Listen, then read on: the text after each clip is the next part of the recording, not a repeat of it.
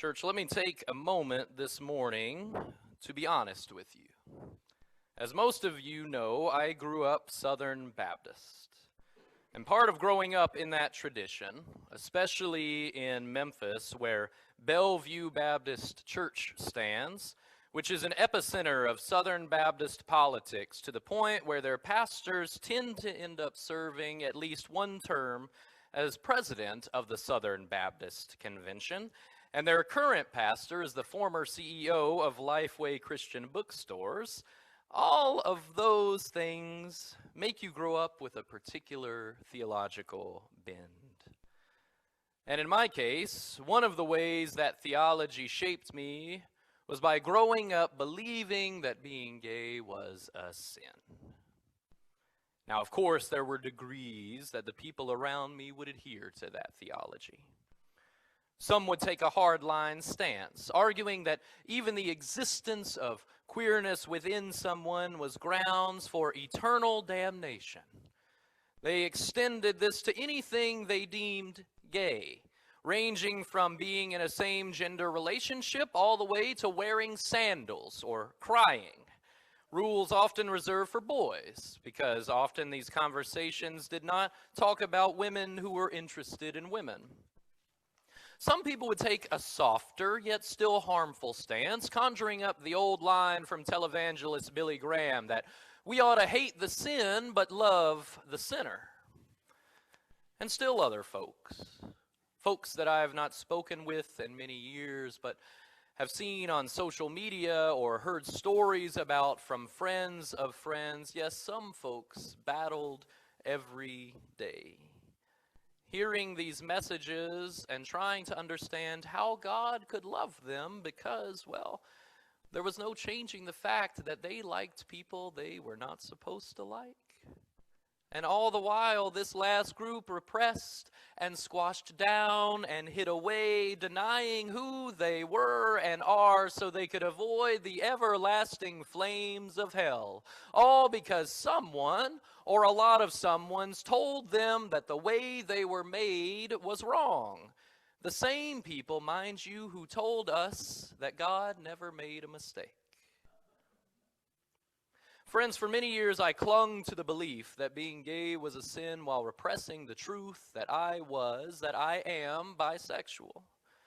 I explained it away through any measure I could. In my younger years, I simply parroted what I was told, not thinking too critically about it because I didn't have the language for something otherwise, nor the space to figure out myself. As I began to deepen my own theological understanding, I made sense of my attraction to multiple genders as being something that anyone could have. Saying things like, well, of course that guy is hot. Everyone thinks that guy is hot. It's just an objective fact. Even as my own theological stances shifted and I came to believe in the full welcome and affirmation of all people, regardless of their gender or sexuality, I was still not honest about who I was because of the biphobia I experienced that told me that because I never actually dated a man, there's no way I could be bisexual. It was not until grad school in my next to last semester that I finally accepted the truth of who I am. And even then, even in an accepting environment surrounded by openly and proudly queer folks, even then I was scared to tell people. And I started small, telling my best friend from seminary, and then my mom, and then my best friend in the whole world. And each time I said it, each time I was honest about myself, each time I shared what I had discovered within me, something that I had carried for as long as I can remember, each time I told my story, I was able to stand a little taller, more confident in who and whose I was and am as a beloved child of God, regardless of my sexuality.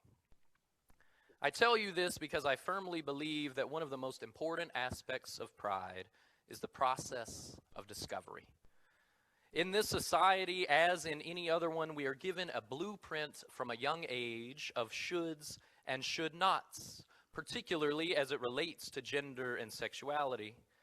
Even during pregnancy, people talk about pink and blue being attached to girls and boys, and there is widespread stereotyping and socialization that becomes all sorts of norms in our society, like idioms about throwing like a girl, or boys will be boys, or social mores about what is an appropriate way for someone to express their gender through clothing or makeup, or even what kinds of public displays of affection count as normative or indoctrination.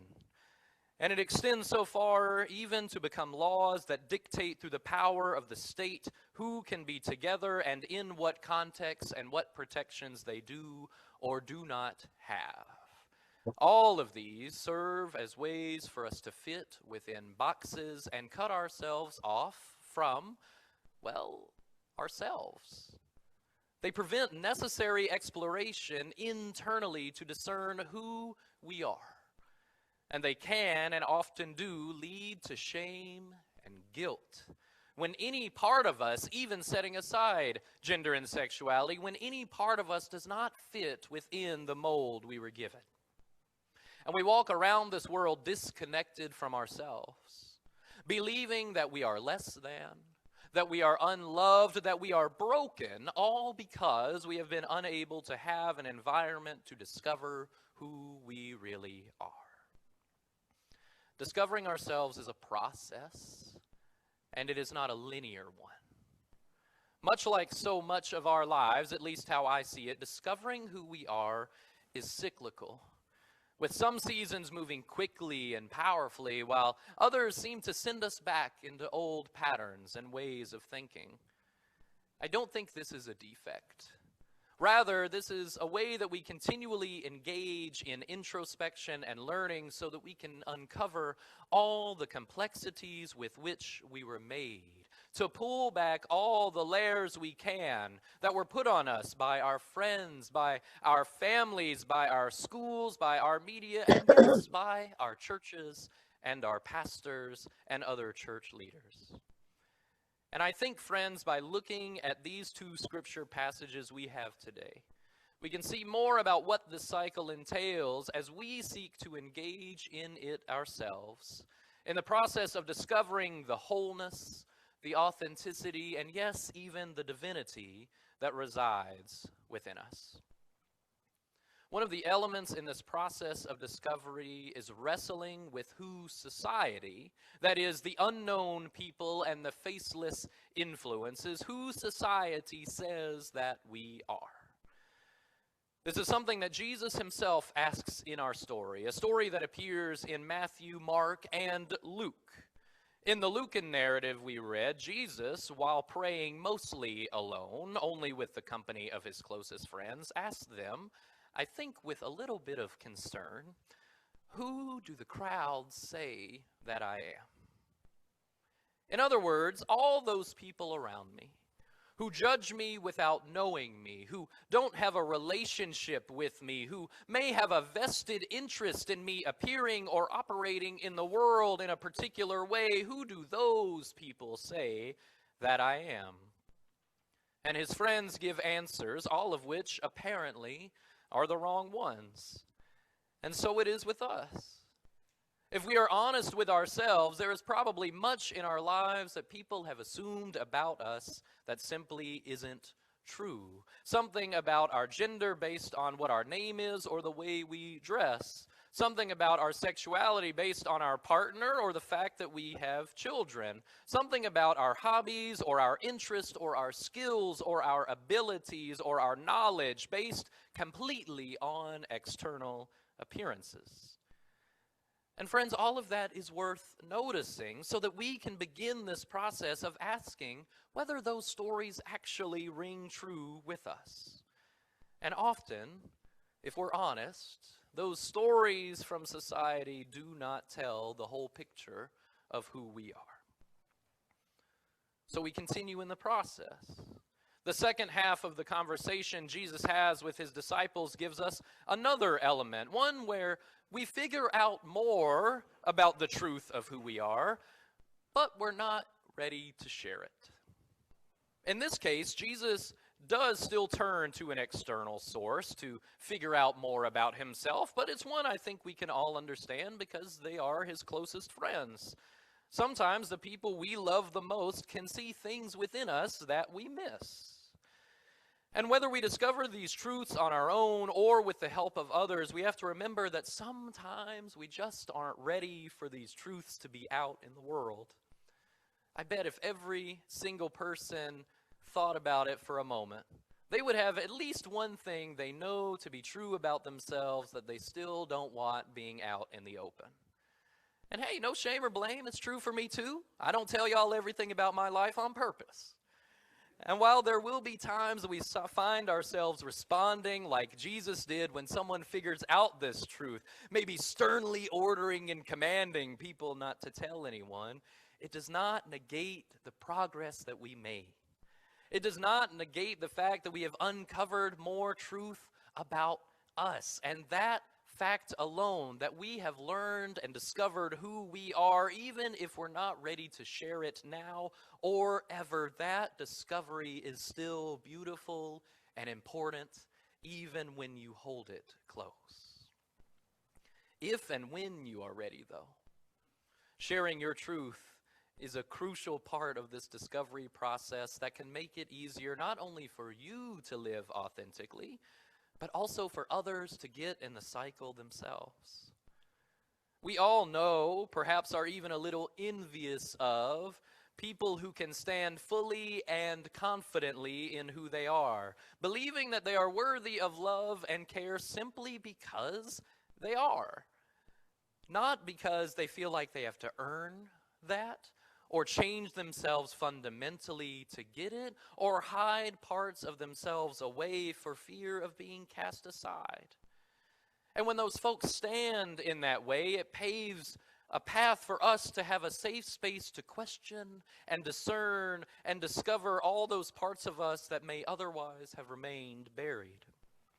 I think the story from Exodus gives us this back and forth dynamic of, on the one hand, having someone who is clear about who they are, and on the other hand, having someone who is just beginning that journey. Moses, in talking to God at this burning bush, questions his call, questions his own journey. And in case you haven't read the story or watched the 1998 animated classic, The Prince of Egypt, this is something that Moses would do more than once, much to God's chagrin. And God tells Moses that he needs to tell Pharaoh that God has had enough, and the ancient Israelites will be made free. And Moses, unsure of himself, unaware of his undiscovered parts, says, "But who am I? Who am I to do this? Who am I to go to Pharaoh and make a demand like, 'Let my people go'?" And God confidently says, "Don't worry, man, I got you. I will be there the whole time." And then Moses, perhaps a little arrogantly, says, "Okay, but who are you? Who am I supposed to say sent me? I'm talking to a bush in the middle of nowhere that's on fire." And God, I presume a little annoyed, says, "I am that I am. You tell them I am sent you, and you don't need to add any words or adjectives other than that, because I know who I am. And not only that, you tell them that that is my name forever, and the name that all generations will remember me by." In one sense, this is not a particularly helpful or descriptive response, if we're honest. But in another sense, the confidence of this answer feels like a telos or an end for us to strive for. It is powerful to stand in our identity so firmly that we can say, "This is who I am at my core." And not only do I know it, and not only do you know it, but every single person that comes around, every friend and every family member and every coworker and every estranged second cousin and every high school acquaintance we're Facebook friends with, everyone will know that this is who I am. There is strength in that. Not just for us, but for all those people who see, because it gives them permission to go through that journey of discovery themselves, so that they can hopefully one day stand in their truth with as much authority and power as the first person. And then afterward, this momentum can carry on and on as we each seek to live fully and authentically, whether we are discovering our gender or our sexuality or our desires for a large family or living single, or career pathways or hobbies or theological positions or clothes you want to wear or makeup you want to use, or literally anything else that we can unveil about ourselves in a process of discovering our whole divinely inspired selves as fully as we can manage. My friends, this process of discovery is holy. And there will be times when you feel confident in naming who you are. And there will be times when you are unsure of yourself. And all of those parts are holy. As we go through pride and beyond, trust that you are never too old or in too deep or not important enough, or whatever excuse you want to come up with to make you believe that it is not worthwhile to discover who you really are. Trust, friends, that you are worth it. Every step of this discovery process is worth it. Setbacks and progress and stagnation and all, because it all leads to a deeper awareness of who and whose we really are. And as you take this journey, know that this whole community within these walls and beyond, know that the same God, the same I am from that burning bush, and the same Christ who learned and taught about himself through his closest friends, all of them and all of us will be right by your side each step of the way. May it be so, and amen.